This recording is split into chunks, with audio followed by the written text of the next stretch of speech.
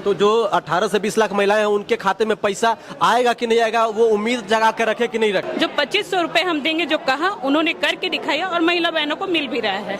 हाँ, एक जो कंप्लेंट्स आ रहे थे कि भाई गलत तरीके से कुछ जगह का जो इशू विपक्ष के लोगों ने ही लाया कि भाई एक महिला कई खातों से वो पैसे निकासी कर रही हैं। हमारे साथ बातचीत करने के लिए रामगढ़ से कांग्रेस की विधायक ममता देवी जी हैं। ममता जी, आप महिला हैं, महिलाओं के दर्द को आपसे बेहतर कोई नहीं समझ सकता है।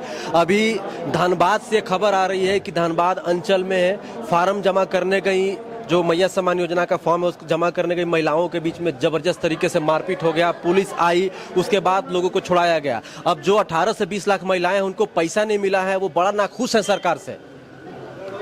देखिए, इस तरह की जो बातें हैं, अभी जस्ट ये चर्चा का एक विषय रहा और इस विषय को एक माननीय सदस्य भी लेकर के आए और सभी लोगों ने इस चीज़ को सुना है, जिसपे ये गंभीर विषय है और ये सरासर नहीं कहा जा सकता है कि किसने इस तरह से काम को किया है। ये एक जांच का विषय है।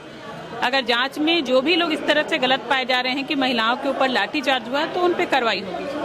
अभी तो आप लोगों ने लगभग 38-40 लाख महिलाओं को 7500 रुपया दिया, एक मुश्त 3 महीने का किस्त। लेकिन एक खबर ये भी चल रही है कि जो 18 से 20 लाख महिलाएं बची हैं, किसी कारणवश उनके खाते में पैसा नहीं पहुंच पाया है, उनके खाते में ईद, सरहुल और रामनवमी के पर्व पर एक मुश्त 4 महीने का 10,000 रुपया मिलने वाला है। कितनी सच्चाई है मैडम? देखिए, इस तरह की खबर तो खैर मैंने भी नहीं सुना है, ये मैं आपके माध्यम से ही सुन रही हूँ। तो जो 18 से 20 लाख महिलाएं हैं उनके खाते में पैसा आएगा कि नहीं आएगा, वो उम्मीद जगा के रखे कि नहीं रखे?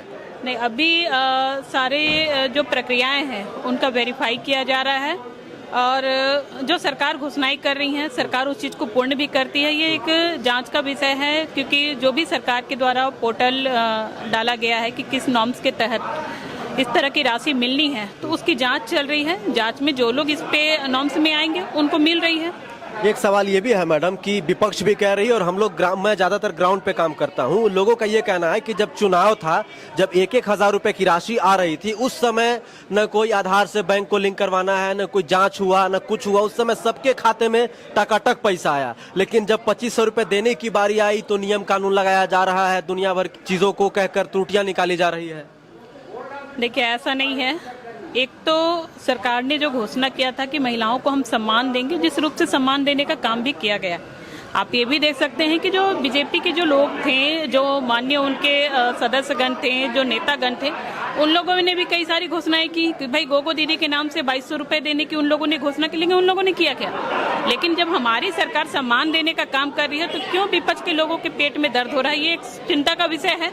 या तो उन्हें जो महिलाओं को सम्मान मिल रहा है उससे वो खुश नहीं है, उनको तो भाई ये बढ़ चढ़ करके भागीदारी निभानी चाहिए कि भाई जो महिलाओं को नहीं मिल रहा है उनको भी मिलनी चाहिए।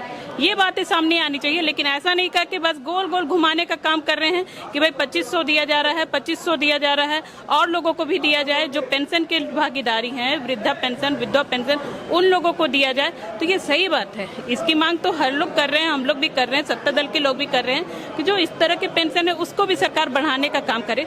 लेकिन बीजेपी अगर गोगो दीदी के नाम से इस तरह से ठगने का काम कर रही थी, लेकिन आज हेमंत सरकार है, जो 2500 रुपए हम देंगे जो कहा उन्होंने करके दिखाया और महिला बहनों को मिल भी रहा है।